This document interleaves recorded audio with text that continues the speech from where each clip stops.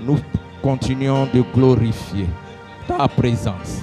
Manifeste ton Saint-Nom au nom de Jésus. Amen.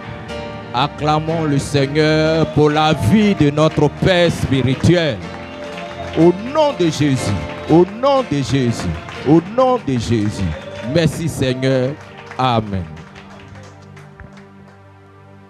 Est-ce que tu peux acclamer le Seigneur pour le pasteur Amian? Est-ce que tu peux acclamer le Seigneur pour toi-même, ta propre vie?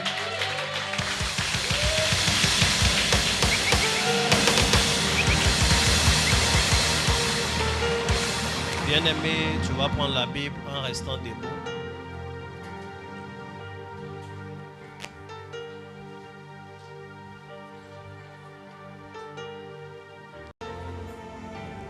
Je suis content de vous retrouver ce matin. Ce passage est l'un des passages qui vont meubler notre enseignement du jour. Que Dieu continue de vous bénir, de vous fortifier dans le jeûne que nous sommes en train de faire. Que Dieu exauce toutes vos prières. Qu'il vous accorde tout ce que vous voulez, tout ce que vous désirez. Que sa puissance se manifeste dans vos vies. Qu'il vous fasse énormément de bien. Que tout ce qui s'oppose à votre bénédiction soit sous votre domination et assujetti par vous. Au nom puissant de Jésus-Christ. Que Dieu vous bénisse abondamment. Allez, asseyez-vous. Aujourd'hui, nous allons parler d'éducation chrétienne et spirituelle. Éducation chrétienne et spirituelle. Hier, nous avons débuté cette série-là. Ce n'est pas tellement une série, mais vous allez comprendre à la fin. Amen. Éducation chrétienne et spirituelle. Amen. Hier, nous avons commencé en donnant les définitions de l'éducation. Amen. Papa, venez, je vais prier pour vous rapidement avant que je ne commence. Venez. Reste comme ça.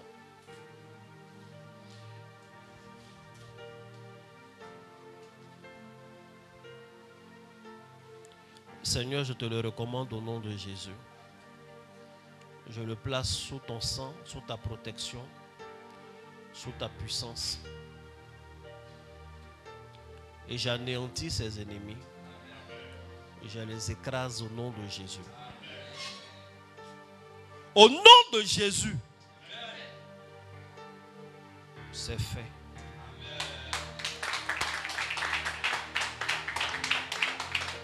On acclame bien le Seigneur.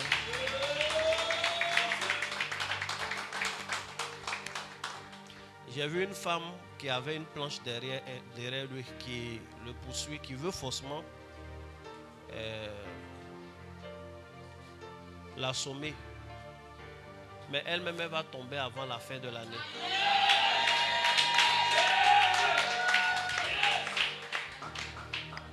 Ils aiment trop ça. On est là, on parle des paroles. Nous-mêmes, on veut évoluer dans notre propre vie. Mais eux, ils aiment ça. Elle a vu, elle a bien vu son visage. Elle va tomber au nom de Jésus. Amen. Donc, nous parlons d'éducation chrétienne et spirituelle. On a donné la définition de l'éducation hier et on a vu que l'éducation était importante. On était d'accord hier que l'éducation, effectivement, elle est importante et c'est toujours un désavantage d'en manquer. C'est un désavantage pour une personne de manquer d'éducation, quelle que soit la forme de cette éducation. Le manque d'éducation ferme la porte, ferme certaines portes. Le manque d'éducation empêche d'évoluer comme il se doit. Et il y a plusieurs types d'éducation. Il y a l'éducation morale, l'éducation intellectuelle, l'éducation scientifique, l'éducation financière. tout ce que vous pouvez imaginer, celle que nous recevons en famille, l'éducation traditionnelle, quoi qu'il en soit, manquer d'éducation est au désavantage de celui qui en manque. Amen. L'image que je voudrais prendre ce matin, c'est l'éducation routière. Tu peux avoir une voiture, c'est ta voiture, c'est pour toi-même. Tu as acheté. Tu peux maîtriser l'engin. Tu sais comment on conduit et ainsi de suite. Tu sais tourner le volant, démarrer. Tu peux avoir la bonne volonté d'aller à une destination. Tu connais bien le lieu où tu vas. Mais si tu manques d'éducation routière, si tu ne connais pas les codes de la route, si tu ne sais pas les attitudes à avoir devant les différents symboles qui jalonnent les routes, ce n'est pas évident que tu arrives à destination. Si tu ne sais pas quand un carrefour, si le feu est rouge, il faut s'arrêter, ce n'est pas évident que tu arrives à destination. Tu vas avoir un accident, c'est possible. Tu peux renverser quelqu'un. La police peut t'arrêter, t'arracher ton permis même. Amen. Si tu ne comprends pas ces codes-là, malgré toute ta connaissance de ton véhicule, malgré tout l'argent que tu as mis pour le carburant, tu ne vas pas arriver à destination parce que tu ne maîtrises pas l'éducation routière. Même si tu es un simple piéton et que tu ne maîtrises pas l'éducation routière, tu es en danger. Chaque fois que tu traverses la route, chaque fois que tu te promènes, se promener est une bonne chose, mais se promener en ignorant les règles qui régissent les voies que nous traversons, c'est dangereux. Amen. C'est à Abidjan, on voit souvent les moutons passer par les ponts piétons pendant que les humains courent pour traverser l'autoroute juste à côté. C'est un problème. Et ce n'est pas où les moutons ont fait leur éducation routière, mais apparemment, ils ont assimilé mieux que certains. Ce n'est pas bon, c'est dangereux. Il faut dire Amen. Et si dans une société, il y a beaucoup de personnes qui manquent d'éducation, la société elle-même est fragilisée. Donc aujourd'hui, nous parlons de l'Église et nous parlons d'éducation spirituelle. L'éducation spirituelle est pour la vie spirituelle ce que l'éducation routière est pour la vie de tous les jours lorsque nous prenons une voie. Dans le monde spirituel également, il y a des codes. Dans le monde spirituel également, il y a des lois. Il y a des choses à savoir, des principes à maîtriser. Tu peux avoir une bonne intention. Tu peux avoir de bonnes informations. Les gens te diront que ça, la solution, c'est spirituel. Tu peux essayer donc des solutions spirituelles. Mais si tu ne maîtrises pas les règles de la vie spirituelle, soit c'est inefficace, ou ça peut même s'avérer dangereux. On ne fait pas tout parce qu'on en a entendu parler. Il faut maîtriser les règles du monde dans lequel nous sommes. Et les chrétiens sont conscients que le monde spirituel existe. Mais est-ce que les chrétiens ont une véritable éducation spirituelle? L'éducation chrétienne telle que nous la connaissons n'est pas à elle seule une éducation spirituelle. Parce que l'éducation chrétienne est plus morale, est plus dogmatique. Les enseignements, le comportement dans la vie, des principes généraux du salut, ainsi de suite, les choses de ce genre. Mais quant à nos interactions avec le monde des esprits, qu'est-ce que nous en savons? Nous en savons. Le rapport que nous avons avec les autres habitants de notre planète, de notre atmosphère, qui sont de nature spirituelle. Quelles sont les règles? Quelles sont les lois qui régissent ce rapport-là? Est-ce que nous comprenons le langage spirituel? Est-ce que nous comprenons le message des odeurs? Est-ce que nous comprenons le message des mouvements? Est-ce que nous comprenons le message des astres? Est-ce que nous connaissons les principes fondamentaux? Est-ce que nous savons ce qu'il faut faire au commencement, à la fin, au milieu? Est-ce que nous savons ces choses-là? Est-ce que nous savons les règles même qui régissent la vie de l'esprit de l'homme? Parce que l'homme est avant tout esprit.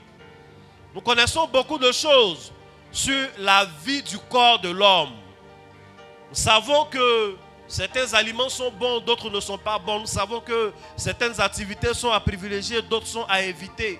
Mais et en ce qui concerne notre esprit, qu'est-ce que nous savons véritablement? Et je crois que ça devient problématique si beaucoup de chrétiens finalement manquent d'éducation spirituelle. Le problème, c'est que nous avons été éduqués dans nos familles. Et dans nos familles, souvent, ils ne se sont pas arrêtés à nous donner une éducation sociale. Ils ont introduit quelques éléments spirituels. On nous a dit des choses.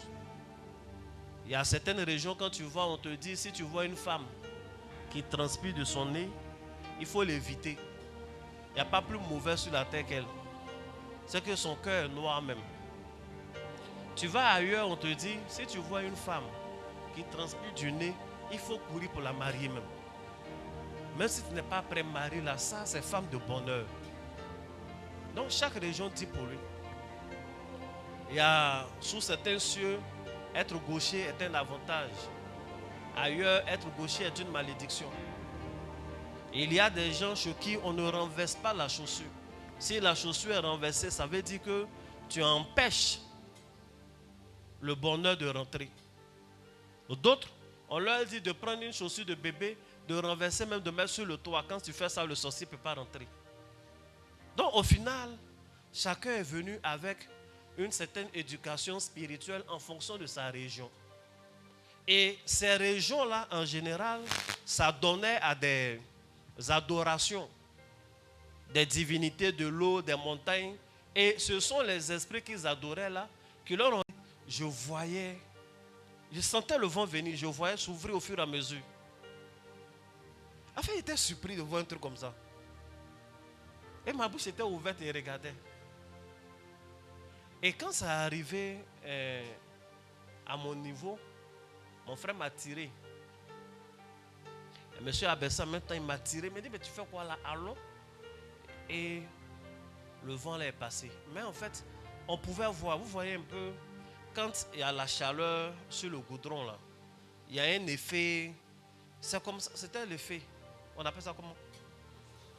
Voilà, c'était comme ça. Et c'est parti, c'est rentré dans un manguier. Les fruits non mûrs, tout est tombé et ça a continué sa route. Donc nous on est partis. Les femmes là étaient parties. Nos mamans là. Elles nous ont laissés pour aller. On les a trouvés là-bas et c'est elles qui se plaignent. Que c'est nous on a mal fait, vous cherchez quoi derrière là-bas. Mais on n'a jamais vu ça. On voulait bien voir. Amen. Et la convention a continué. Quand le pasteur est venu, il a pris la parole, il dit, il priait. Et la puissance, c'est-à-dire où tout le règne de la sorcellerie dans le village est, ça est dans le cimetière. Et pendant qu'il priait avant de venir, il a vu un ange de Dieu jeter quelque chose dans le cimetière. Et cette puissance-là s'est délocalisée, ça a fui. Et le lendemain, il y avait un endroit qui était ouvert. On dit une tombe est ouverte. Sauf que dans le village, aucune famille ne reconnaît que c'est là qu'il a enterré un membre de sa famille. Amen. Ça là, c'est spirituel, c'est la réalité ou c'est pas la réalité? C'est la réalité, on est entouré d'esprit. Il y a des choses à savoir. Si c'était aujourd'hui, ma réaction allait être différente de l'étonnement, mais j'étais étonné du bruit et puis... En fait, je n'ai jamais vu un vent qui ouvre les herbes de cette façon-là. On nous a appris que les histoires de tourbillons, là, souvent c'est des esprits. Et puis après, en allant un peu à l'école, on nous a dit, oh, c'est rien. Que c'est des courants d'air différents, de différentes chaleurs et qui ont différents sens. Donc quand ils se rencontrent, le vent tourne. D'accord? Amen. Mais il y a des expériences quand tu les as là, tu sais. Et quand on est venu à l'église, on nous a dit tout ça là, c'est rien. Laissez les histoires de tourbillons, ce n'est pas les esprits, c'est du vent. Mais il y a des églises qui ont organisé des croisades d'évangélisation, qui ont placé leurs chaises. Et chaque fois le tourbillon vient pour tout balayer. C'est-à-dire dans tout le village, dans tout le lieu, il n'y a pas de tourbillon ailleurs. C'est la seule place utilisée par l'église. Quand ils disposent les chaises, le tourbillon vient, il l'enlève. Ils mettent les bâches, le tourbillon vient, il l'enlève. Et ils se mettent à prier. Vous priez pourquoi? Depuis quand on prie contre le vent. Ça veut dire qu'au fond, ils savent que c'est une manifestation spirituelle, c'est un esprit. Soit ce sont les génies ou c'est l'homme qui fait ça. Mais on n'a pas les outils. Au village, on nous a dit quand c'est comme ça, il faut verser de l'eau dedans, il va partir. Et à l'église, on t'a dit quoi? Il faut mettre feu, feu. Feu dans le vent là. Ça va s'amplifier, hein? Que Dieu te bénisse. Une chose est sûre, nous devons avoir une bonne éducation spirituelle. Je vais lire 2 versets. Dieu les bénit et Dieu leur dit, soyez féconds, multipliez, remplissez la terre et la sujettissez. Et dominez sur les poissons de la mer, sur les oiseaux du ciel et sur tout animal qui se meut sur la terre. Genèse 3, verset 17. Je n'ai pas mon temps, hein. Il faut que j'ai mon temps. Ok. Genèse 3, verset 17. Et il dit à l'homme, puisque tu as écouté la voix de ta femme, le sol sera maudit à cause de toi. La Bible nous dit dans Genèse 1, verset 28, que Dieu a fini de créer l'homme et il a créé la femme. Le premier acte qu'il va poser est un acte spirituel. Il bénit l'homme et il bénit la femme. Il n'y a personne que Dieu lui-même a véritablement béni qui peut plus tard être maudit. Il n'y a personne ayant reçu la bénédiction de Dieu qui peut vivre, qui peut voir cette bénédiction se transformer en malédiction. Lui-même, Dieu, il ne se répand pas de sa bénédiction également. Donc, il ne bénit pas un matin et il ne revient pas un soir pour maudire. Mais l'homme est dans un univers où il y a des lois. Il y a des lois physiques et il y a des lois spirituelles. Et si tu enfreins l'une des lois physiques, il aura des conséquences physiques. Si tu enfreins l'une des lois spirituelles, il aura des conséquences spirituelles. Même si tu as été béni par Dieu. Je le dis parce qu'il y en a qui disent, nous avons reçu Jésus. On n'a pas besoin de connaître les lois spirituelles. On n'a pas besoin de connaître ceci ou cela parce que de toutes les façons, la bénédiction de Dieu est pour nous. Puisque nous sommes en Christ, la Bible dit, il s'est fait malédiction pour nous, afin que nous ayons la vie et que nous soyons bénis. La vérité de ce passage, c'est que Adam était béni avant toi. Mais il va enfreindre l'une des lois spirituelles. Dieu lui avait donné un interdit. Il lui a dit, de l'arbre qui est au milieu du jardin, tu n'en mangeras point. Et le jour qu'il va manger avec sa femme, il va avoir des conséquences. La Bible dit, Dieu lui parle. Dieu écoute la femme. Dieu écoute l'homme. Et à la fin, il commence à prononcer la sentence. Et il s'adresse à l'homme. Il dit, puisque tu as enfreint la loi spirituelle, puisque tu n'as pas respecté ce que je t'ai dit, de toutes les façons, tu es déjà béni, il n'y a pas de problème. Tu ne peux pas être maudit. Mais ce que tu as fait ne peut pas rester sans conséquence. Tu ne seras pas maudit, mais la terre sera maudite à cause de toi. C'est ce qui est écrit. Ou bien ce n'est pas ce qui est écrit. Il dit, le sol sera maudit à cause de toi. Donc tu es béni, mais tu vas vivre sur un sol maudit. Et ce sol-là, il est maudit à cause de toi. À cause de la loi que tu n'as pas respectée. Quand tu vas cultiver, il va te donner des ronces.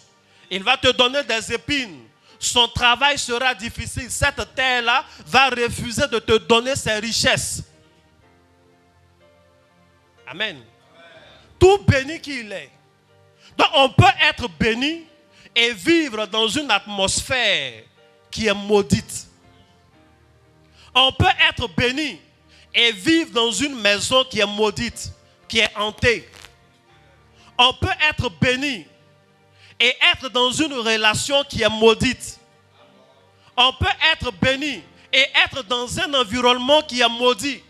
Et la malédiction de cet environnement-là a une influence sur notre quotidien. On peut être béni comme les chrétiens sont bénis et vivre sur un sol maudit à cause de certaines lois qu'on ignore. Il dit, toi, je t'ai béni dès le départ, mais le sol sera maudit à cause de toi. Le sol qui est censé te donner de l'or va te donner des épines. Son travail sera difficile. C'est à la sueur de ton front que tu mangeras. Tu vas manger le pain de la peine. Parce que ce que tu as fait là a maudit le sol.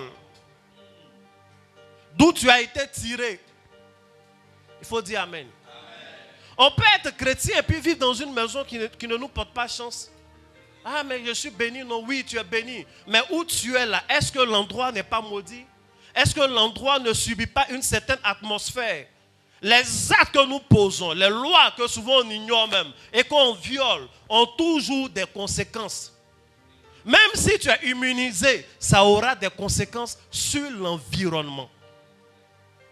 Il y a des gens, leur commerce est maudit à cause de ce qu'ils ne savent pas. Il faut dire amen. Ce que je suis en train de dire ne donne pas envie d'acclamer. Mais c'est la vérité. C'est la vérité. Celui qui a béni Adam, ce n'est pas un bishop, ce n'est pas un pasteur. C'est Dieu lui-même de sa bouche. Il l'a béni entièrement. Mais cela n'a pas empêché au sol d'être maudit à cause de l'homme qui était béni. Le problème, c'est que c'est ce sol-là qui est censé donner de la nourriture à l'homme. C'est ce sol-là que l'homme est censé cultiver. Donc au final, il est béni, mais sa bénédiction ne reste qu'un potentiel. Au final, il est béni en personne. Mais est-ce que sa bénédiction va se concrétiser? S'il est béni afin de cultiver la terre, multiplier tout ça, et qu'au final, la terre qui doit multiplier la sémence de l'homme, tout ce qu'il fait, est maudite, c'est-à-dire il est béni, ce n'est qu'une identité, mais il n'en vit pas la réalité. C'est ce qui fait que beaucoup de chrétiens sont bénis dans la bouche et par la foi, mais ils ne vivent pas une vie de bénédiction. Il y a certaines choses qui t'arrivent, tu sais que ça là, ce n'est pas bénédiction. Il y a certaines postures dans lesquelles souvent tu es, des blocages que tu subis, des cycles qui se répètent, tu sais que ça là, ce n'est pas bénédiction. Donc l'atmosphère peut être maudite si tu ne connais pas les lois. Si tu enfreins les interdits, il peut y avoir des blocages. Il y a des gens qui ont tout dans leur vie, sauf une chose. Il y a des gens, si c'est l'argent, il n'y a pas de problème, mais marier, c'est dur. Il y a des gens, si c'est garçon, il y a garçon. Mais pour faire mariage, il n'y a pas. Si c'est pointeur, il y a beaucoup de pointeurs. Il y a des gens, c'est des opportunités. Mais ils ne peuvent pas aller loin. Je connais un village où les Blancs ne pouvaient pas aller s'installer, même Mauritaniens. Mauritaniens même. Comme c'est un village où eux-mêmes ils sont un peu noirs là. Si tu es trop clair même, ce n'est pas évident que tu t'en sortes. Parce qu'ils ont fait des rituels au temps coloniaux. Ils ont creusé, ils ont enterré pour dire que notre endroit là est propre aux Blancs, que le Blanc ne puisse pas vivre là et que les enfants de là ne puissent pas aller chez les Blancs. Parce qu'à l'époque, aller chez les Blancs, c'était être esclave. Et quand le Blanc venait, c'était pour assujettir. Donc ça a été bien pensé, ça a été bien fait. Maintenant le monde a changé. Tous les enfants veulent une bourse pour aller à l'étranger. Là où le Blanc vient, souvent il y a le développement. Mais le Blanc ne peut même pas venir. Il ne peut pas s'installer. Les enfants se battent, ils n'ont pas de bourse. Est-ce qu'il n'y a pas de chrétien dans un tel endroit? Est-ce que le chrétien n'est pas béni? Il est béni. Peut-être même il y a des pasteurs à qui Dieu a dit tu iras par toutes les nations. Mais il vient d'un endroit où ils ont fait des choses sur la terre. La terre n'est pas d'accord avec son voyage. C'est des réalités. Donc son problème n'est pas avec Dieu. Mais il passe beaucoup de temps avec Dieu. Seigneur, Seigneur, son problème avec la terre. C'est ce qu'ils ont enterré là-bas là, qui fait le problème. Il y a des endroits où CM2, il n'y a personne qui fait ça une seule fois. C'est leur tradition, il faut faire ça au moins 2 fois. C'est la culture. Que Dieu vous bénisse. Donc ce que tu dois retenir, c'est que Dieu peut te bénir, mais ton atmosphère peut être maudite si tu ne connais pas les règles. Et on va parler de ces règles au fur et à mesure. Amen. Shalom, que Dieu vous bénisse, que la main de Dieu soit sur la vie de chacun d'entre vous. Révérend l'ange Emmanuel Kwa, serviteur de Dieu auprès de vous. Nous espérons que le message que vous écoutez vous fait du bien et nous vous suggérons de le partager à vos proches. L'Église Réveil des héros, dirigée par Dieu au travers de ma modeste personne, est à un stade de son évolution où elle a besoin de soutien. Nous faisons cette capsule pour exhorter tous nos frères, toutes nos sœurs que vous êtes à nous soutenir. Notre ambition est de donner des messages révolutionnaires aux enfants de Dieu. Vous donner les outils nécessaires pour vous en sortir dans ce monde qui, au final, est une véritable arène.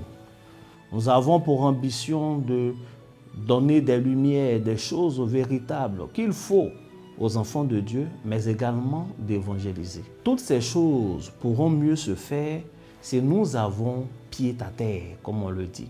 L'Église a donc pour ambition de procéder à l'acquisition d'un terrain, puis à la construction de son temple. Dans cette vision-là, nous avons besoin de vous tous. Nous avons besoin de toutes ces personnes qui sont édifiées, de toutes ces personnes dont le Seigneur touchera lui-même le cœur pour nous aider. C'est pourquoi vous trouverez toutes les coordonnées affichées à un coin de l'écran où vous pourrez faire vos dons. Nous avons besoin d'acquérir ce terrain-là. Nous avons besoin par la suite de bâtir ce temple. Nous aurons besoin de matériel pour servir Dieu avec excellence. Que Dieu vous bénisse, que la main de Dieu soit sur la vie de chacun d'entre vous. N'hésitez pas, pour d'autres détails, vous pourrez toujours nous appeler, mais faites vos dons, participez au projet de Dieu. Que Dieu vous bénisse et bonne écoute pour la suite. Shalom. Genèse 4, versets 10 à 11. Et Dieu dit, qu'as-tu fait? La voix du sang de ton frère crie de la terre jusqu'à moi. Maintenant, tu seras maudit de la terre qui a ouvert sa bouche pour recevoir de ta main le sang de ton frère. Quand tu cultiveras le sol, il ne te donnera plus sa richesse. Tu seras errant et vagabond sur la terre. Il faut dire Amen. Quelqu'un a dit, c'est fort. Il faut bien dire Amen. Dans le premier cas que nous avons lu, il s'agissait d'Adam. Puisque Adam n'a pas respecté les règles spirituelles, les règles mystiques, Dieu lui apprend que le sol sera maudit à cause de lui. Dans le chapitre 4 que nous venons de lire, il s'agit de Caïn. Caïn a assassiné son frère. Dieu vient, il parle, il dit, il n'est pas le gardien de son frère. Et finalement, Dieu l'informe. Ce que Dieu est en train de faire là, Dieu n'est pas en train de maudire Caïn. Parce que Caïn est béni. Mais Dieu lui donne une information. Il lui dit, tu seras maudit, pas par moi. Tu seras maudit, pas par Ève, la maman de ton frère que tu as tué. Tu seras maudit, pas par Adam ton père, parce que tu as tué son fils. Mais tu seras maudit de la terre qui a ouvert sa bouche et qui a reçu de tes mains le sang de ton frère. Cette terre-là ne va pas te donner sa richesse. Or, Caïn est cultivateur. Lorsque tu vas le cultiver, il ne va pas te donner ses richesses. Et tu ne pourras pas être stable sur la terre. Tu seras errant et vagabond. Je ne sais pas s'il y a une différence entre les deux mots. Mais en tout cas, lui, il sera les deux. Errant et vagabond, dit la Bible. C'est-à-dire, il va errer et il va vagabonder à la fois. Vagabond déjà, je pense que c'est suffisant. errant encore, mais il sera les deux. En fait, il fallait qu'il comprenne qu'il ne sera pas stable. Mais tout ça n'est pas provoqué par ses parents. Tout ça n'est pas provoqué par Dieu. C'est provoqué par la terre. C'est-à-dire, la terre a décidé, a pris la décision de maudire Caïn. La terre a pris la décision de refuser ses richesses à Caïn. La terre a pris la décision de refuser d'être un élément stable pour Caïn. Il faut que ce Caïn-là soit vagabond et errant. Ce n'est pas Dieu qui maudit. Il y a des lois lorsque tu les enfreins. Il y a des choses de la nature qui te maudissent. Il y a des choses de ton atmosphère qui ne sont pas maudites elles-mêmes, mais qui prennent la décision de te maudire. Il y a des gens qui sont maudits par l'eau. Il y a des gens qui sont maudits par la terre. Il y a des gens qui sont maudits par le feu.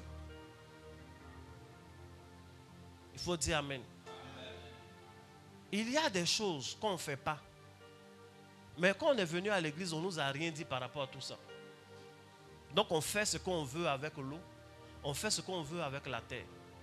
Et la terre n'a pas pris cette décision à l'encontre de Caïn par hasard. Mais c'est parce que Caïn lui a donné une sémence. Caïn lui a donné le sang de son frère. Mais c'est le sang du meurtre. C'est le sang de la trahison. Son frère avait été béni.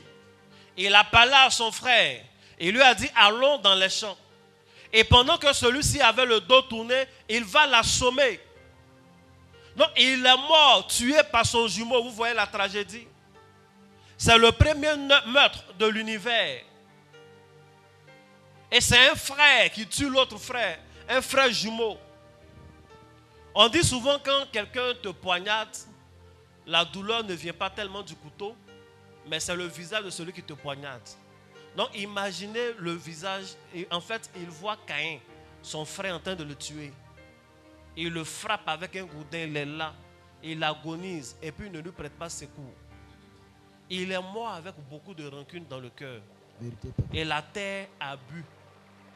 Sûrement il a caché le corps puisque Dieu le cherchait. Et c'est l'ensemble de ces émotions-là qu'il a fait, elle a provoqué dans la vie de Abel, avant qu'Abel ne meure. C'est ce message-là qui a été communiqué à la terre, en précisant que l'auteur, c'est Caïn. La terre ayant reçu ce message-là, a décidé de maudire Caïn. C'est pas tout on fait. Il y a des malédictions, ce n'est pas les sorciers qui ont fait. Il y a des choses, souvent on traite avec Dieu, ce n'est pas Dieu. Si Dieu ne parlait pas à Caïn, Caïn allait penser que j'ai tué mon frère, Dieu est fâché contre moi. Mais il lui apprend que non, en fait, ce qui va t'arriver, c'est la terre. Tu seras maudit de la terre qui a ouvert sa bouche pour recevoir de tes mains le sang de ton frère. Et il y a des actes que nous posons dans certaines maisons, ça fait que la maison même a décidé de te maudire. Oui. On vous a déjà enseigné que les murs parlent. Les murs, c'est la terre. Quand vous arrivez dans une maison, saluez la maison. Et le problème avec les choses témoins, c'est que souvent, ce n'est même pas toi le coupable. Mais c'est l'atmosphère dans laquelle la chose a été faite. Souvent, même quand tu n'es pas informé, et que tu arrives dans un endroit où il y a eu des choses graves, souvent quand tu es là, tu sens quelque chose. Ou bien toi, tu ne sens rien. Quand tu arrives dans un endroit où il y a eu des choses graves, tu sens des choses. Quand tu arrives dans un endroit, par exemple, où un corps a été enterré, même si ce n'est pas le cimetière officiel, tu rentres dans une cour, il y a une tombe, peut-être elle est cachée, normalement tu dois sentir quelque chose. Si tu ne sens rien aussi, c'est que vraiment... Amen. Tu dois sentir quelque chose. J'ai lu l'histoire de quelqu'un qui partait en mission quelque part. Et finalement, leur véhicule a fait une panne. On leur a expliqué que la panne, c'est juste que le lendemain à midi, qu'ils pourront régler.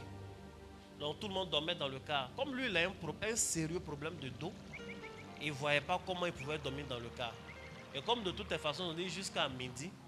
Donc il est allé dans la ville, il a fouillé, il a vu un petit hôtel de 5 000, il a dormi.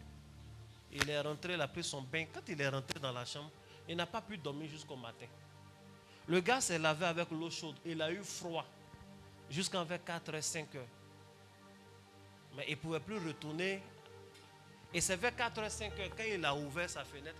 En fait, sa fenêtre, le truc est voisin au cimetière. Donc quand il l'ouvre comme ça, ses voisins immédiats, ce sont des tombes. C'est là-bas lui, il a passé la nuit. Il n'est pas un visionnaire, on l'a pas.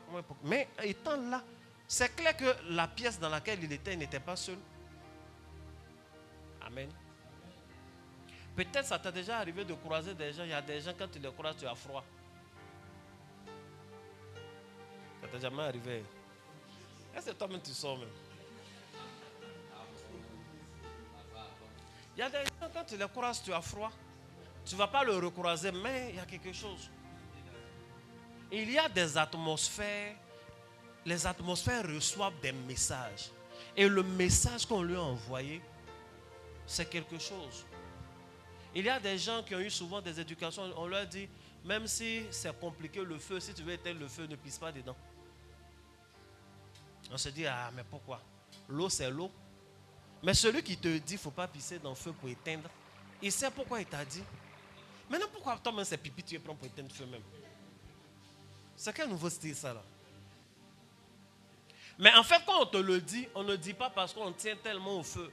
On le dit parce qu'il peut avoir des conséquences. Ce que je veux que tu saches, c'est qu'il y a des personnes qui sont maudites par des éléments. Et il n'y a pas que des humains qui maudissent. Vérité, papa. Il y a des gens qui sont tellement malhonnêtes, qui ont fait des choses terribles, et puis ils vivent comme ça. On ne peut pas vivre comme ça. Hein. Tôt ou tard, tu vas payer. Quand tu enfreins les règles, tôt ou tard, tu vas payer. Il y a des gens qui ont fait des choses terribles, souvent tout le monde est au courant, et puis on a l'impression qu'ils sont heureux, parce qu'ils vivent, ils sourient. Ne les enviez pas. Les lois spirituelles ne sont pas régies par la miséricorde. Les lois spirituelles ne sont pas régies par la clémence. Les lois spirituelles sont régies par la connaissance. Dans le cas de Caïn dont nous sommes en train de parler, Caïn va plaider. Il va dire à Dieu que c'est trop compliqué. Et pour ne pas que ce malheur lui arrive, Dieu va mettre un signe sur son visage. Mais en plus de ça, Dieu va lui demander de quitter la terre qui a ouvert sa bouche pour recevoir des mains de Caïn le sang. Il faut quitter là. C'est vrai, je t'ai béni. J'ai mis un signe sur toi pour ne pas que les hommes te tuent. Mais quitte la terre là parce que tu seras maudit de cette terre. Si tu restes ici, tu seras errant et vagabond.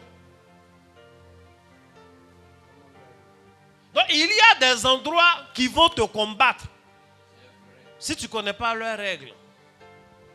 Il y a des endroits qui ne réussissent pas à tout le monde. Il y a des gens qui viennent là, ils savent parler des choses. Il y a des gens qui viennent dans ton magasin, ils n'est pas venu faire quoi que ce soit. C'est parce qu'on n'a pas fait beaucoup d'éducation spirituelle à l'église. Est-ce que tu as déjà parlé avec quelqu'un, vous parlez, et puis il te dit une phrase qui n'a absolument rien à voir avec la conversation. Et quand tu lui redemandes, il ne dit plus, il parle d'autre chose. Mais en fait, la phrase n'a vraiment rien à voir avec la conversation. Ce n'est pas pour ta compréhension qu'il a parlé. Il a parlé pour l'atmosphère. Il a parlé peut-être à ton corps, à ton âme. On lui a donné une formule. Souvent, ils connaissent des choses. Il y a des gens qui viennent s'asseoir dans ton restaurant, ils parlent. Ils disent des choses, ils disent des choses. Souvent, tu ne sais pas pourquoi ils disent ça. Ce n'est pas à toi qu'ils parlent. Il y a une de mes filles qui me disait que un de ses parents, un vieux, est venu depuis 2 ou 3 jours chez lui. Le vieux se lève toujours à 5 heures, il chante jusqu'à 18 heures. Quand il se tait, c'est qu'il est en train de manger. Et c'est des chants en ethnie. Elle comprend bien son ethnie. Mais il y a des chants en ethnie qui chantent là. Vrai, ce n'est pas leur ethnie. Et elle était venue me voir. Quand elle est venue, je lui ai dit, il y a du monde chez toi. Il y a du monde chez toi, il y a trop de personnes, il y a des hommes et des génies, il y a du monde. Elle m'a dit, ah, ça c'est pas le vieux là. Après 2 jours, elle est venue, il ne fait que chanter. Mais c'est lui. Et à la fin, lui-même, il parle maintenant. Que quand il chante comme ça, il y a les gens qui répondent. Sauf que lui, il a le lead vocal, c'est sa voix seule que les autres entendent. Non, les atmosphères font des choses. C'est un concert. Mais en fait, il est venu faire culte. Que Dieu vous bénisse abondamment. Donc, pour récapituler, parce qu'il faut qu'on cite les lois là. Et ça, on va consacrer la semaine à venir à ça. Il y a des lois spirituelles. Tu peux être béni. Mais si tu les enfreins, ton atmosphère peut être maudite. Le sol sera maudit à cause d'Adam. Il y a des atmosphères spirituelles, des lois spirituelles, pardon. Si tu les enfreins, ce n'est pas Dieu qui te punit, mais les éléments peuvent prendre des décisions contre toi. La terre peut décider de te résister. Imagine, tu es un cultivateur, la terre te résiste. Tu fais comment dans la vie? Et même l'argent a des lois. Imagine, l'argent te résiste. Quand la terre te résiste, tout ce qui sort de la terre te résiste. Or, l'homme a été tiré de la terre. Donc, les hommes s'opposent à toi. Tout ce que tu fais là, les hommes s'opposent à toi. Ce n'est pas toujours qu'il faut chercher la solution dans les relations avec les hommes. Il faut chercher avec la terre. Il faut chercher avec l'eau. Qu'est-ce qui a pu se passer? Il faut dire Amen. Amen. Je vais lire quelques autres versets. Genèse 9, verset 1. Dieu bénit Noé et ses fils. Et il leur dit, soyez féconds, multipliez et remplissez la terre. Dieu a déjà béni. Les fils de Noé sortis de l'Arche. Les fils de Noé qui sortirent de l'Arche étaient Sem, Cham et Japheth. Cham fut le père de Canaan. Noé commença à cultiver la terre et planta de la vigne. Et il but du vin, s'enivra et se découvrit au milieu de sa tente. Cham, père de Canaan, vit la nudité de son père et il le rapporta dehors à ses 2 frères. Lorsque Noé se réveilla de son vin, il apprit ce que lui avait fait son fils cadet. Et il dit, maudit soit Canaan, qu'il soit l'esclave des esclaves de ses frères. Il dit encore, béni soit l'Éternel, Dieu de Sem, et que Canaan soit leur esclave. Que Dieu vous bénisse. Tu as bien suivi la lecture? Donc c'est l'histoire de Noé et ses 3 fils. Ses 3 fils sont Sem, Cham et Japheth. Et il sort de l'Arche. Dieu bénit les 4 et leurs femmes et tout ça. Dieu bénit Noé et ses fils. La famille qui est sortie. Amen. Et on dit le nom de ses fils qui sont sortis. Et plus tard on dit Cham sera le père de Canaan. Donc il va faire un enfant. Amen. Noé, quant à lui, il cultive le vin, il est ivre un jour. Et puis, il se découvre au milieu de sa tente. Cham voit et parle à ses frères. Ses frères viennent couvrir leur papa. À son réveil, ses frères vont aller parler de leur frère. Ah, le vieux, quand il dormait, voilà ce que le petit frère a fait. Amen. Noé se lève et il va prononcer des malédictions. Il va prononcer des malédictions. Et il prononce les malédictions sur qui? Sur Canaan. Qui a vu la nudité de Noé? C'est Cham. Cham était vivant quand Noé s'est réveillé. Ils ont bien dit, voici ce que notre frère a fait. Noé a regardé Cham et il a sauté. Et puis il demandait, où est petit là? Peut-être même que Canaan faisait 4 pattes en ce moment. Et il regarde froidement son petit-fils et il le maudit. Pour dire que Canaan soit l'esclave des esclaves de ses frères. Canaan était trop petit pour voir la nudité de son grand-père. Il n'a jamais rien raconté. Mais c'est lui qui est maudit. Cham va vivre sa vie, une vie heureuse. Plus tard, il est vieux, il meurt, c'est tout. D'ailleurs, il va faire beaucoup d'enfants. Amen. J'aimerais ouvrir une parenthèse. la malédiction de Noé sur la vie de Canaan n'est pas une malédiction raciale. C'est une malédiction spirituelle qui concerne un individu et ses descendants. Ils n'ont pas maudit Canaan à cause de la couleur de sa peau. Et d'ailleurs, Canaan n'est pas l'ancêtre des Noirs. Cham a eu plusieurs fils. Amen. Il a eu plusieurs fils. Il a eu Misraïm. Il a eu Pout. Il a eu Canaan. Et puis il a eu un quatrième fils. Il avait 4 fils. C'est qui le quatrième fils? Le premier même d'ailleurs. Donc Canaan n'était pas son seul fils. Il a eu Couche. Couche, c'est l'ancêtre des Éthiopiens. Amen. Misraïm, c'est la vallée du Nil. C'est l'ancêtre de tous ceux qui sont au niveau du Nil. L'autre est l'ancêtre de tous ceux qui sont de l'Afrique noire, la Nubie, comme on dit. Amen. Et Canaan, le territoire de Canaan, c'est au Moyen-Orient. Donc son territoire couvre la partie qui est aujourd'hui le Liban, une partie de la Syrie, Israël et la Palestine. C'est cette zone-là qui appartient à Canaan. Donc même si on veut dire que quelqu'un a été maudit, ce n'est pas les Africains. Est-ce que nos ancêtres peuvent être Canaan? C'est le territoire de Canaan qu'Israël allait lutter là. Quand ils sont venus, ils ont trouvé des Philistins. Les peuples qu'ils ont cités, il n'y a aucun peuple d'origine africaine. Donc je ne comprends pas cette histoire où on interprète la Bible pour dire oui, les Africains ont été maudits, c'est pourquoi on est esclaves. C'est faux. C'est bibliquement faux. C'est historiquement faux. Le peuple noir n'a pas été maudit. Et d'ailleurs, ce n'est même pas une malédiction raciale. Ce n'est pas lié à la race. Il ne s'est pas levé pour dire non, comme celui-ci a tel teint, je maudis, tu seras esclave. Donc nous les Noirs, on n'a pas été maudits. L'Africain n'est pas maudit par le Dieu de la Bible. Le continent Afrique n'est pas maudit par le Dieu de la Bible. On ne peut pas avoir tout le potentiel qu'on a, l'or, les diamants, tout ça, les eaux, tout ce qu'on a, et puis penser qu'on est maudit. L'Africain ne peut pas avoir toutes les compétences qu'il a, intellectuelles, la force physique, la force culturelle, la force philosophique, et penser qu'on est maudit par Dieu. On n'est pas maudit par Dieu. Si on a un retard, ça n'a rien à voir avec le Dieu de la Bible, qui est le Dieu créateur. Notre problème est ailleurs. Et aujourd'hui, tout le monde constate que l'Afrique est en retard. Et il y a certains nouveaux intellectuels là, des kémites, on dit l'Afrique est en retard, eux se lèvent donc fermer les églises. L'église a quoi à voir avec le retard de l'Afrique? Non, on est en retard parce qu'on n'est pas unis, on a, comment on appelle, on a réuni nos ancêtres. D'ailleurs, on n'a pas les mêmes ancêtres.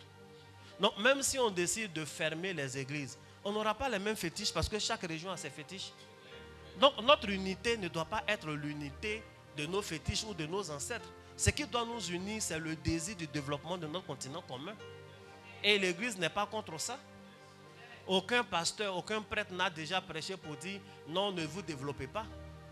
Ce qui fait qu'on n'est pas développé, c'est que nos nations ne sont pas fortes. Nos États sont encore précoces. On est jeunes. Et il n'y a pas un bon alignement entre nos États et les nations naturelles qui existaient. Donc les peuples qui sont dans nos États là ne correspondent pas vraiment aux peuples du territoire. Mais bon, cela devrait quand même être un peu notre force. Quel est le problème réel que ça pose si certains Ivoiriens viennent du Libéria? Quel est le problème que ça pose si d'autres viennent du Ghana? Quel est le problème que ça pose si d'autres viennent du Mali ou du Burkina? De toute façon, même les gens du Mali ou du Burkina, eux-mêmes, ils viennent de plus au nord encore. Quand on pousse, il paraît que tout le monde vient d'Égypte. Donc tout le monde vient de quelque part. Et au final, on a des États. L'État, c'est une notion juridique. C'est un territoire, ça y est, là on dit c'est l'État. On est dedans. On devrait plus aimer ces États. Et puis d'ailleurs, le fait même que nous ayons des origines ça et là, c'est ça qui devait fédérer tous les Africains. Pour qu'on comprenne que finalement, on est le même peuple, même si les noms des pays et les drapeaux changent. Et nous entendre. Au lieu de faire la guéguerre, quand des politiciens se lèvent et qu'ils détournent des milliards qui sont destinés au développement des pays, Est-ce que c'est l'église qui leur dit de détourner? Quel est le pasteur qui leur a dit tripatouiller la constitution, maintenez-vous ou bien mettez les opposants en prison? Ce n'est pas nous, ce n'est pas l'église. Donc on dit on est en retard, donc fermez les églises. Le pays n'évolue pas, fermez l'église. C'est un faux combat. C'est un faux combat. Et même si on ferme les églises, on ne va pas adorer vos fétiches. Donc, ils gagneraient mieux, ces intellectuels-là, ils gagneraient mieux à lutter ailleurs. À lutter pour que les gens aiment le pays. Les gens aiment leur peuple. Et que les gens aient un minimum de morale. Et plus de patriotisme. Ce n'est pas une affaire spirituelle. L'église n'est pas contre le développement du continent africain. Que les églises soient fermées ou que les églises soient ouvertes, ça ne change rien. Au contraire, quand les églises sont ouvertes, c'est qu'on enseigne là. Ça peut pousser au développement. Mais vous nous combattez pour rien. Ce cerveau qui tourne, votre intelligence, la prenez pour établir de bonnes lois. Est-ce que c'est à l'église on enseigne la traîtrise? À l'église, on n'enseigne pas la traîtrise. Non, ce n'est pas nous qui prêchons pour dire non, cet ami-là, il doit faire le coup d'état à son frère parce que son frère veut développer l'Afrique. Ce n'est pas nous. Et d'ailleurs, quand ils veulent faire le coup d'état, c'est des fétiches qu'ils vont chercher pour faire le coup d'état. Les rebelles, les gens qui attaquent les pays dans tout le continent africain, là, ce qu'ils ont, ce n'est pas la Bible qu'ils ont dans leurs mains, c'est des fétiches qu'ils ont dans leurs mains. C'est les fétiches là qu'ils ont, ils prennent pour détruire le continent. Donc, l'église n'a absolument rien contre le développement, c'est au contraire les fétiches là qui nous empêchent d'évoluer. Amen.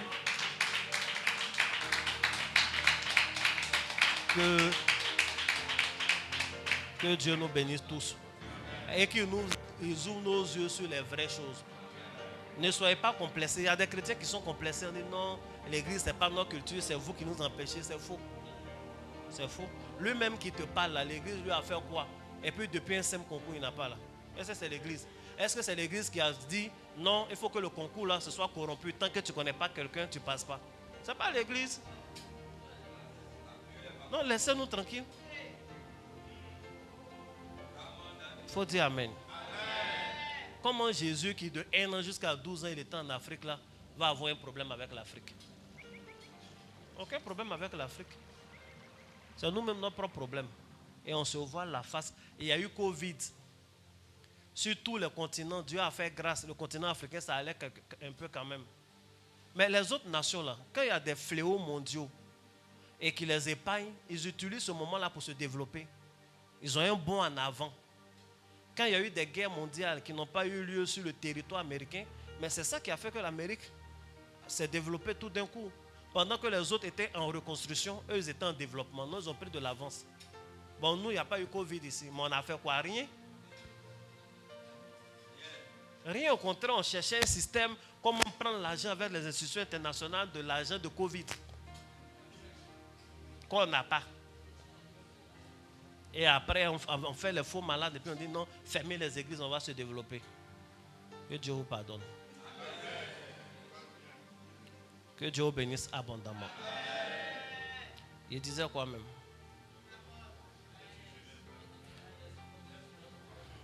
C'est ça. Amen. La Bible dit, Noé sort de l'arche. Il est avec ses fils. Et Dieu bénit Noé, il bénit ses fils. Mais quelques jours après, l'un de ses fils va enfreindre une loi spirituelle. Il viendra dans la tente, sous la tente de son père. Vous voyez, son père, c'est vrai, il est ivre. C'est vrai, il s'est dénudé. Mais il n'est pas dehors. Il était dans sa chambre. Hein. Quel est le problème pour un papa qui a bu et qui a enlevé ses habits et puis il est couché dans sa chambre? Noé a fait quoi de mal? Amen. Noé a fait quoi de mal? Il a bu. Il a vu que sa dose était montée là où ça va. Là, s'il reste dehors, il va faire des dégâts. Non, il est venu à la maison, il a chaud. Vous savez, le vin, il venait de découvrir le vin. Il a chaud. Non, il a enlevé ses habits, il est couché. Et lui, toi, tu rentres dans la chambre de ton papa, tu le vois nu, tu t'en vas dire. Est-ce que ce n'est pas enfreindre les lois, ça?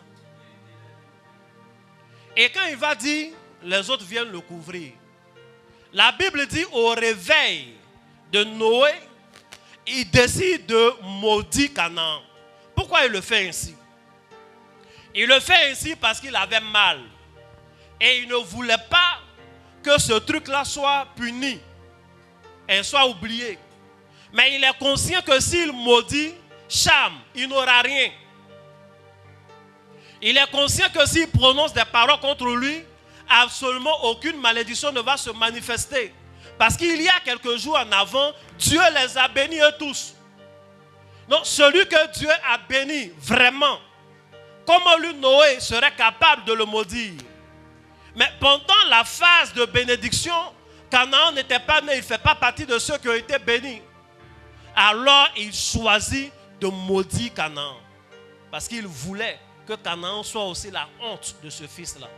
Comme lui, il était honte du papa Noé qu'il était.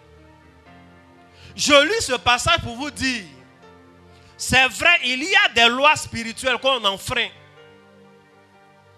qui sont capables de maudire le sol à cause de nous. Et il y a certaines lois spirituelles qu'on enfreint, qui sont capables de pousser la terre à nous maudire en tant qu'individus. Mais il y a des lois aussi qu'on enfreint, pour lesquelles si tu attends une malédiction, tu ne verras pas.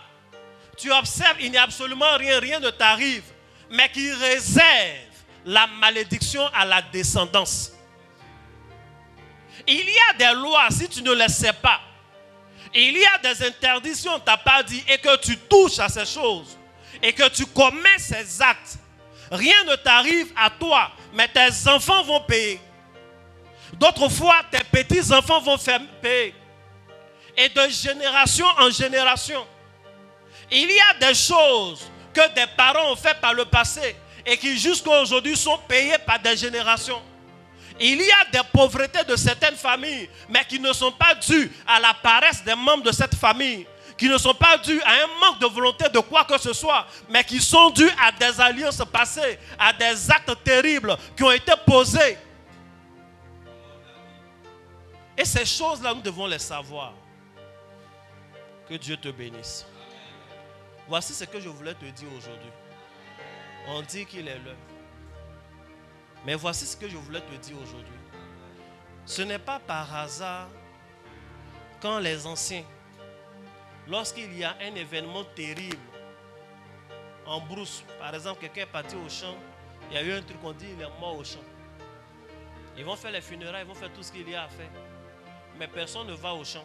Tu ne peux pas te lever le matin comme ça pour aller retravailler dans ce champ-là. Ils doivent faire des cérémonies. Ils doivent envoyer un mouton tuer, purifier le champ. Ils doivent parler à la terre du coin. Parce que le champ n'est pas fait pour qu'il y ait mort d'homme. Comme il y a eu mort d'homme, que ce soit accidentel ou pas, il y a des choses à faire là. Ce n'est pas pour rien que chez les anciens, quand il y a peut-être mort d'un individu, même dans une maison, on finit de faire les funérailles, il faut purifier la maison, il y a des choses à faire. Aujourd'hui, on est devenu chrétien, on ne fait pas comme eux ont fait. Parce que ce qu'ils font obéissent à leurs codes, à leurs règles. Mais ça répond à un besoin. Nous, on ne connaît pas leurs codes et leurs règles, on ne fait pas. Mais est-ce que le même besoin n'est pas là? Le même besoin est là, il est universel, il est spirituel. Aujourd'hui, il y a des gens qui se lèvent. Tu vas dans ta boutique, ils ont versé du sang. Et puis tu regardes, tu ris, tu t'en vas, tu pries au nom de Jésus, je brise. Pourquoi tu fais ça? Le sang, la Bible dit, la voix du sang de ton frère crie. Le sang qu'ils ont versé dans ton magasin, tu sais quelle est la commission qu'on lui a faite? Tu sais quel est le message qu'il dit? Il y a des gens qui viennent, hey, j'ai failli marcher dedans, je n'ai pas marché dedans. L'objectif n'était pas que tu marches dedans, c'était que tu vois. L'objectif n'était pas que tu marches forcément dedans, c'était que tu sois dans l'atmosphère. Ils lui ont donné des commissions et puis toi tu parles seulement, tu ne peux pas parler seulement. Même lui, Jésus, pour donner son sang à ses disciples, il a dû prendre du vin. Il a dit c'est ça là qui est mon sang. Non, il a pris un support physique.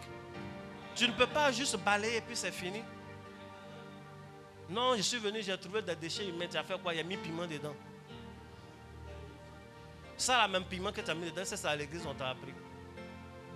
Mais il y a des choses à savoir et il y a des choses à faire. Il y a des choses à savoir, il y a des choses à faire. Les chrétiens vivent trop par hasard, ce n'est pas bon. C'est pourquoi je veux enseigner cette série-là un peu. Vraiment un peu. Après, on va trouver des formules où je vais rentrer dans les détails. Quand on veut parler de ces choses-là, les gens disent non, nous on sait que tout ça là c'est biblique, c'est vrai. Mais prêcher les choses basiques, hein, le lait là c'est bon, le lait c'est ça qui fait grandir l'église. C'est pas parce qu'il y a un nouveau-né qui est né dans la famille là que tout le monde va téter le lait maternel. C'est pas parce qu'il y a des nouveaux chrétiens qu'on ne va pas prêcher les messages qui vont pour les adultes aussi. Quand le bébé naît, pendant qu'il tète son lait, nous on mange notre foutou. Pourquoi à cause du lait des bébés, vous ne voulez pas qu'on mange le foutou? Pardonnez-moi, nous qui sommes en jeûne. Amen. Mais c'est important. Il y a des gens qui disent non, tout ça là c'est la loi. Dans tout ce que je viens de lire, où est la loi de Moïse?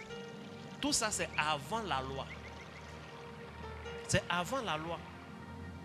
Avant que nulle part il n'est écrit tu ne verras pas la nudité de ton père. Avant l'acte de Cham. Ça veut dire que c'est une éducation intrinsèque, c'est spirituel.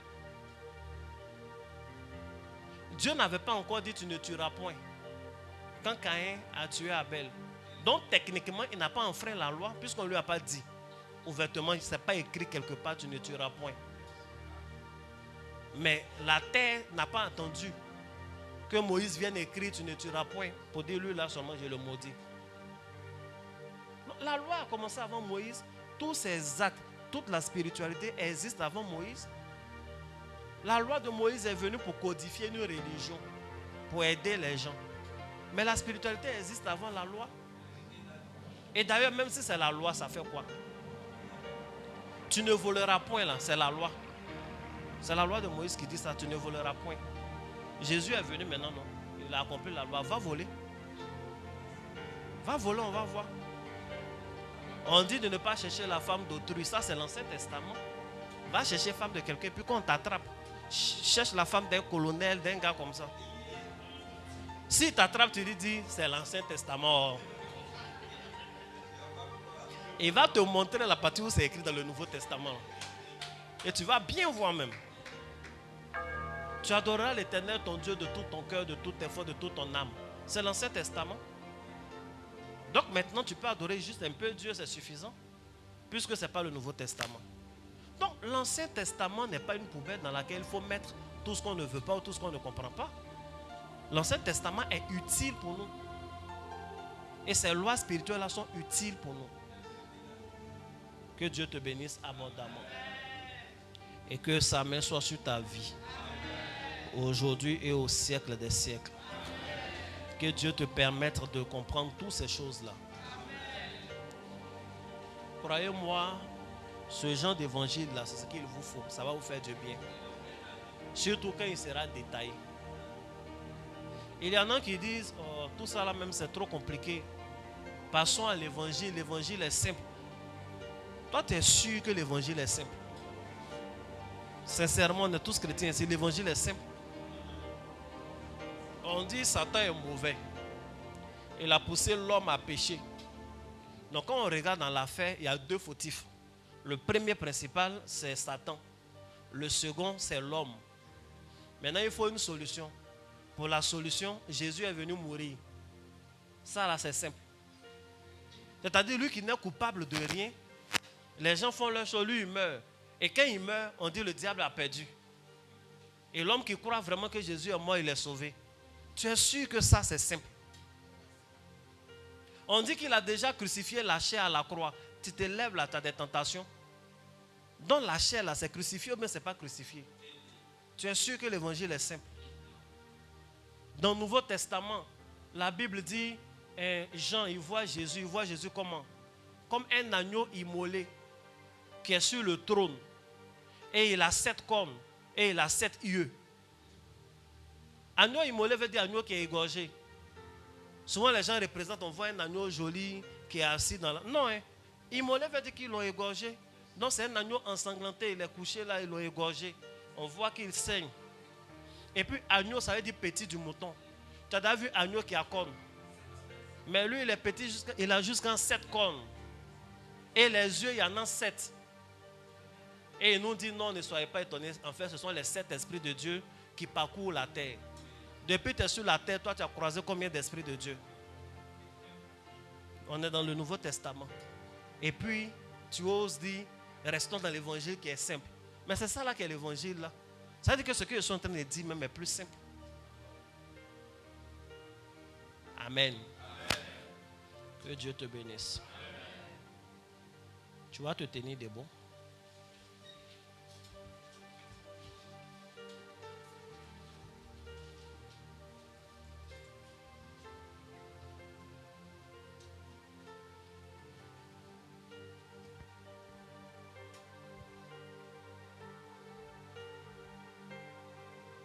Comment quelqu'un fait pour sortir de son corps, prendre une planche, une femme, courir derrière quelqu'un, il veut le cogner, il veut le taper avec au bois. Et puis on est là, on ne sait pas. Souvent les choses comme ça nous surprennent. Et puis on dit non, retournons à l'évangile simple. Il n'y a pas d'évangile simple. L'évangile n'est pas... Dieu est Dieu. Dieu ne fait rien de simple. Si Dieu fait quelque chose et qu'on trouve simple, c'est qu'il a cessé d'être Dieu. Les choses de Dieu sont incompréhensibles tant qu'il ne t'a pas révélé. Comme un sang qui a coulé il y a plus de 2000 ans nous sauve aujourd'hui. Qu'est-ce qui prouve qu'on allait naître? Mais il sait. Mais intelligemment, on ne peut pas expliquer. Il y a des lois que tu dois connaître. On n'est pas sorti de Genèse depuis que je parle. Or, la Bible va jusqu'à Apocalypse. Tu imagines le nombre de lois spirituelles qui nous échappent. Et les chrétiens sont souvent envoûtés. Les chrétiens sont dans des situations compliquées. Ils sont dans des maisons où ils n'évoluent pas parce qu'ils ne connaissent pas les lois. Les jeunes gens chrétiens sont fans de toutes les filles. Alors qu'il y a les filles, son bisou va gâter ta carrière. C'est vrai, elle est jolie, mais elle gâte. Il y en a aussi qui gâtent, mais elle est innocente, elle ne sait pas qu'elle gâte, mais ils ont mis ce qui gâte là sur toi. Quand on veut en parler, non, on reste dans l'évangile simple, mais tu es en train de gâter la vie des gens. Et c'est le gâtage que tu fais là est simple. Et il y a des choses à savoir qui vont te faciliter la tâche. Dans tout ce qu'on a lu, en ce qui concerne Adam, en ce qui concerne Caïn, Dieu leur a donné des solutions. Quand Dieu a fini de parler à Caïn et Abel, non, à Adam, il a exigé qu'il parte par l'Orient. Il lui a dit de partir par l'Est. Il est parti par l'Est. Finalement, il a réussi sa vie. Il a eu des enfants, les choses allaient bien. En ce qui concerne Caïn, il lui a dit, tu seras maudit par la terre, tout et tout, mais il faut partir. Il lui a dit, va t'installer à l'Est. Donc il allait encore plus à l'Est, dans le pays de Nord. Lui-même, Dieu, quand il a fini de créer toute la terre, son tout premier projet, c'était de planter un jardin. Éden était grand, mais il a choisi de planter le jardin à l'Est. La Bible dit, l'Éternel Dieu planta un jardin à l'orient d'Éden. Et même, c'est à l'est là qu'il fait la porte du jardin. C'est là-bas qu'il met les chérubins. Amen. Comment? Éden, c'est tout le territoire. Et dans tout le territoire, il a planté un jardin précis. Donc le serpent était en Éden, mais il était hors du jardin. Il est venu à la fenêtre. Comme femme aime partir à la fenêtre là, ils se sont vus. Amen. C'est une parenthèse. Donc il est parti à l'est. Et toi, quand on te dit les matins, quand tu te lèves, en priant, tourne-toi vers l'est. Si tu te tournes vers l'est pour prier, ça va t'aider mieux. Où le soleil se lève là, c'est là-bas les matins, tu dois tourner ton regard pour prier. Et quand on te dit non, moi je ne peux pas faire ça, parce que la Mecque est à l'est. Mais derrière la Mecque là, il y a le temple, non? C'est pas là-bas, il y a Jérusalem. Donc tu dis tu ne te tournes pas à l'est pour prier, mais tu cherches bien d'avion pour aller faire pèlerinage en Israël, qui est à l'est. Et d'ailleurs, ce n'est pas parce qu'il y a le temple là-bas qu'on se tourne, mais parce que le projet de Dieu, Dieu a commencé son projet à l'est. Je commence mes journées à l'est. Je te conseille de commencer tes journées à l'est. La Bible dit, et je vais lire, Ézéchiel 43, verset 1 à 2. Il me conduisit à la porte qui regarde vers l'Orient. Et voici la gloire de Dieu, du Dieu d'Israël, venait du côté de l'Est. C'est la Bible, dans Ézéchiel 43, versets 1 à 2. C'est Dieu qui le ravit en esprit, le conduit. Et le temple est là et il y a la porte qui donne sur l'Est. Il le positionne, il dit de regarder à l'Est. Et quand il regarde à l'Est, il voit la gloire de Dieu qui vient de l'Est. Toi, tu es là, tu pries, Seigneur, fais-moi voir ta gloire. Il veut voir la gloire dans ma vie. Seigneur, ça ne va pas. Et puis on te dit, ah, en priant de temps en temps, quand même, tourne-toi à l'Est. Tu dis, non, mais pourquoi me tourner à l'Est? Il ne faut pas te tourner à l'Est. Dans le même livre d'Ézéchiel, il y a tellement la porte du temple, l'Est, il y a des choses. Donc déjà, tu comprends qu'il y a la spiritualité des points cardinaux. Si tu maîtrises la spiritualité des points cardinaux, tu vas maîtriser la spiritualité des 4 vents. Mais on n'a pas dit ça à l'église, on ne dit pas trop. Et quand on dit, vous nous attachez. On a parlé des selles seulement là. On dit pourquoi? On dit selles. Que Dieu te bénisse. Je veux que tu pries le Seigneur. Si tu as aimé le message, acclame le Seigneur.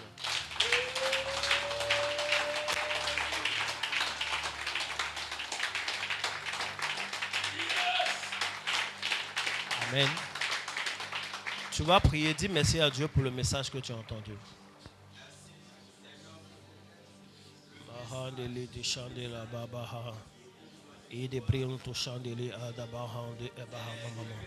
Merci Seigneur pour ta grâce, merci pour ce message.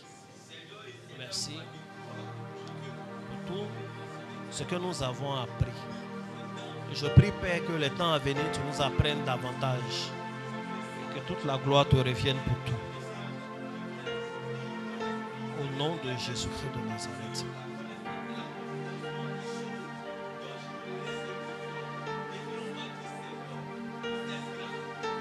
Bien-aimé, tu vas répéter avec moi. Merci Seigneur pour notre cours d'éducation spirituelle du jour. Merci pour tout ce que j'ai appris. Que ton Esprit Saint m'inspire à en faire bon usage. Au nom de Jésus.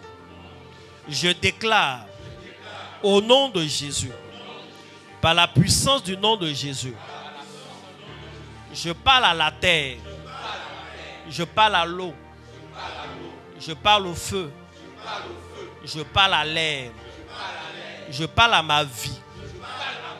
Je déclare, si un élément avait été maudit à cause de mes actions, à cause de la violation de certaines règles, je déclare en ce jour que ces choses changent. Je bénis la terre en ma faveur. Je bénis l'eau en ma faveur. Je bénis l'air en ma faveur.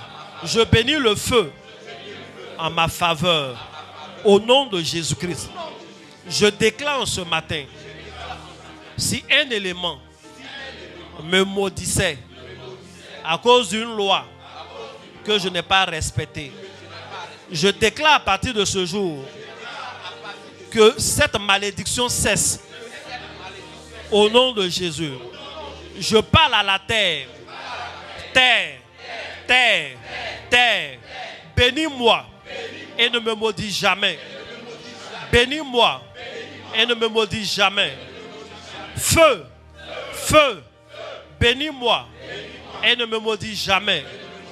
Bénis-moi et ne me maudis jamais. Oh, oh, oh, oh, oh, bénis-moi et ne me maudis jamais. Bénis-moi et ne me maudis jamais. Bénis-moi et ne me maudis jamais. Au nom de Jésus. Si j'avais enfreint des lois spirituelles qui ont réservé des malédictions à mes enfants, aux enfants de mes enfants, je déclare ce matin que ces malédictions sont désamorcées. Sont désamorcées au nom de Jésus. Si mes pères, mes mères avaient violé des lois qui ont provoqué des malédictions, dans ma vie, je déclare à partir de ce matin, ces malédictions sont désamorcées. Ces malédictions sont désamorcées. Au nom de Jésus. Dis Amen 3 fois. Amen. Amen. Amen. Que Dieu te bénisse. Acclame puissamment Jésus.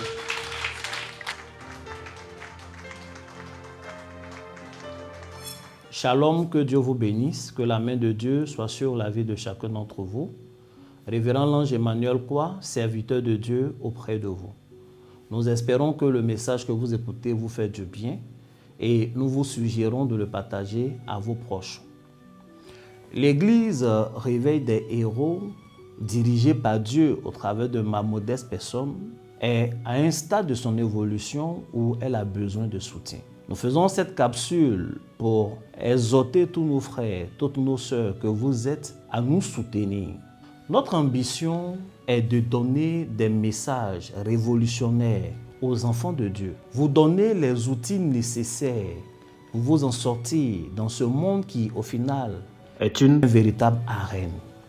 Nous avons pour ambition de donner des lumières, des choses véritables qu'il faut aux enfants de Dieu, mais également d'évangéliser. Toutes ces choses pourront mieux se faire si nous avons pied à terre, comme on le dit. L'Église a donc pour ambition de procéder à l'acquisition d'un terrain, puis à la construction de son temple. Dans cette vision-là, nous avons besoin de vous tous. Nous avons besoin de toutes ces personnes qui sont édifiées, de toutes ces personnes dont le Seigneur touchera lui-même le cœur pour nous aider. C'est pourquoi vous trouverez toutes les coordonnées affichées à un coin de l'écran où vous pourrez faire vos dons. Nous avons besoin d'acquérir ce terrain-là. Nous avons besoin par la suite de bâtir ce temple. Nous aurons besoin de matériel pour servir Dieu avec excellence. Que Dieu vous bénisse, que la main de Dieu soit sur la vie de chacun d'entre vous. N'hésitez pas, pour d'autres détails, vous pourrez toujours nous appeler, mais faites vos dons, participez au projet de Dieu. Que Dieu vous bénisse et bonne écoute pour la suite. Shalom.